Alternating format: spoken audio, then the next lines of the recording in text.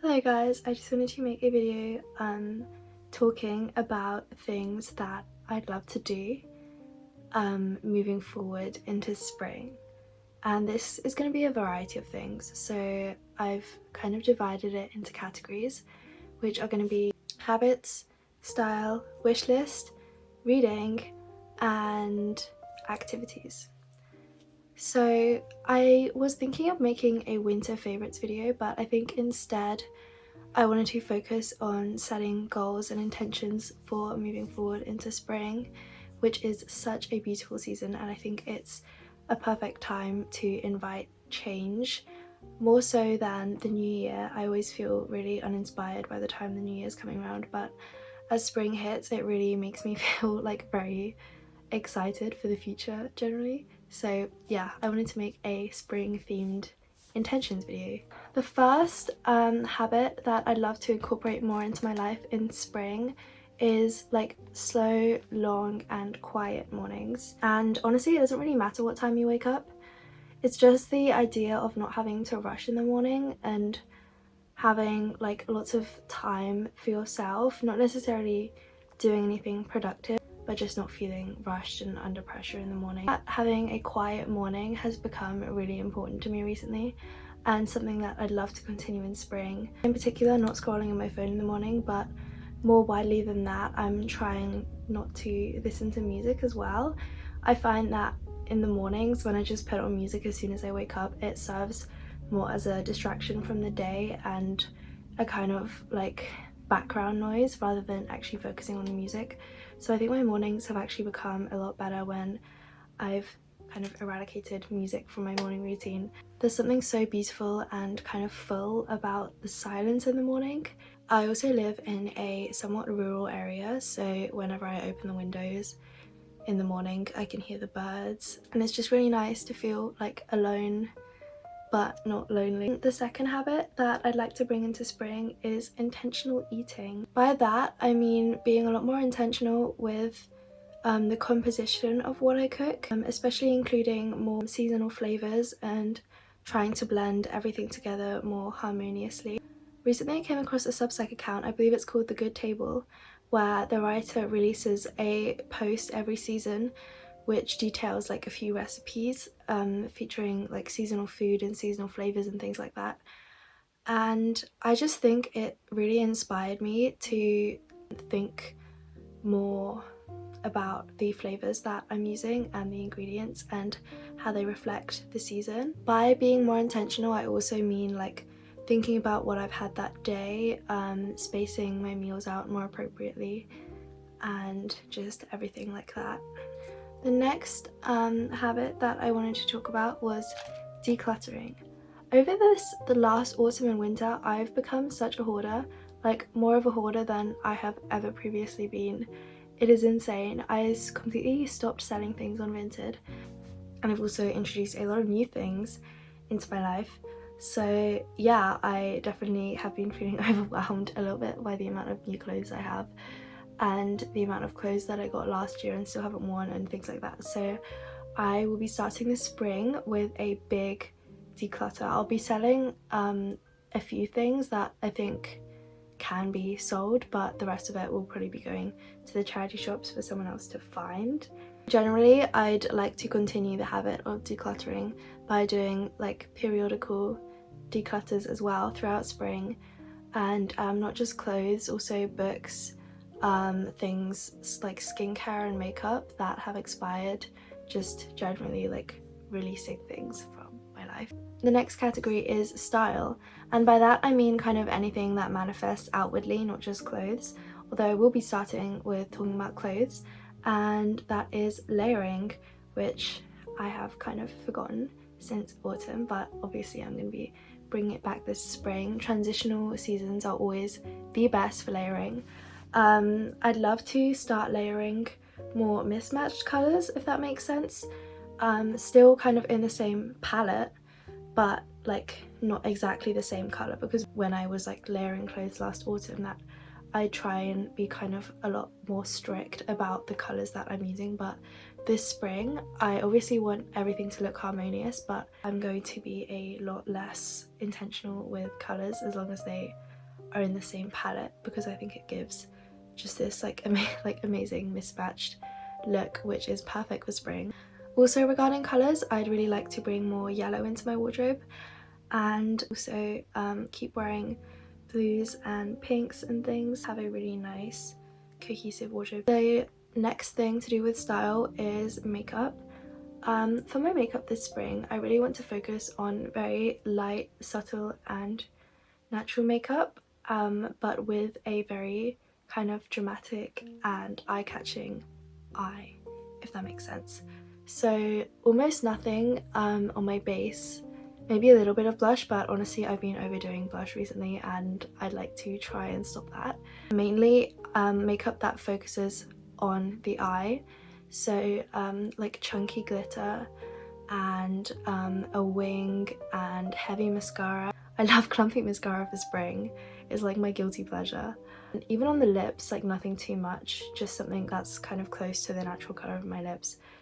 But just, yeah, generally I'd like to start doing crazy eye makeup and then natural everything else. The last thing regarding style is a barely noticeable perfume.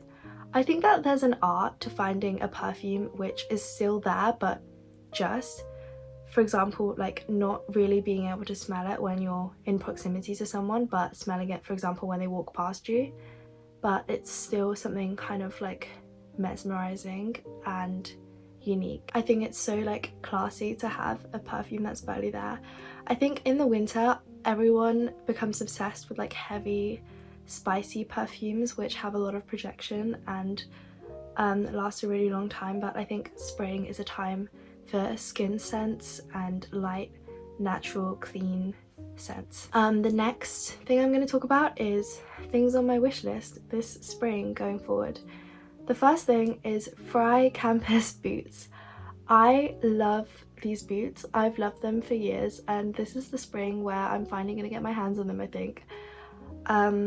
There's just something so timeless and amazing about them, and I think that they're just so perfect for summer. The next thing on my wish list is a Louise Carmen journal. I have wanted one of these journals for a long time, mostly for the aesthetic reasons. I'm going to be upfront about that.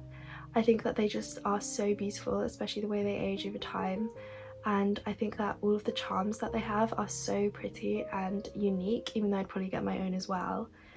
The only concern that I have is that I just wouldn't use it. I've had phases of looking at really beautiful notebooks and journals, and I've had like times where I've been trying to get into journaling a few times, but it's just never really stuck.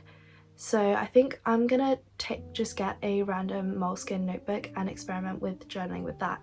And once I fill that up and feel confident that I'm going to continue filling them up, then I will probably invest in a Louise Carmen. The next thing that I'm looking for this spring is a really cool 100% silk scarf.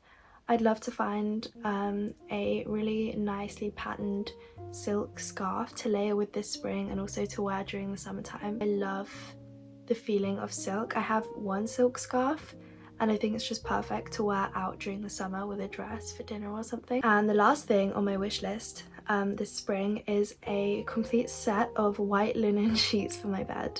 I love linen sheets. They feel so amazing. They're so soft and they just get better with time. I've been like stalking the Piglet in Bed website for so long. Their sets are just so expensive, but yeah, I'll see where I am by the time summer comes. Next category is to do with reading. I won't be listing the books that I'm gonna read this spring.